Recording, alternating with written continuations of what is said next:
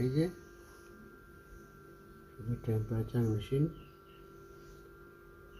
আর কিছুই না, টেম্পারেচার মেশিনটাই। অনেক পূর্বের মেশিন,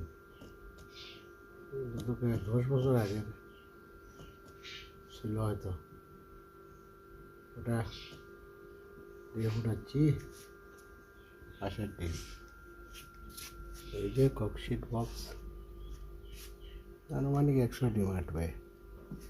এই যে এটাতে দেখছেন 3টা ফুটে গেছে। এই যে 3টা আসে বাচ্চা, আজকে 27 দিনে ফুটলো 3টা। আরও আগে ফুটে গেল 5টা, আর আজকে 3টা, 8টা।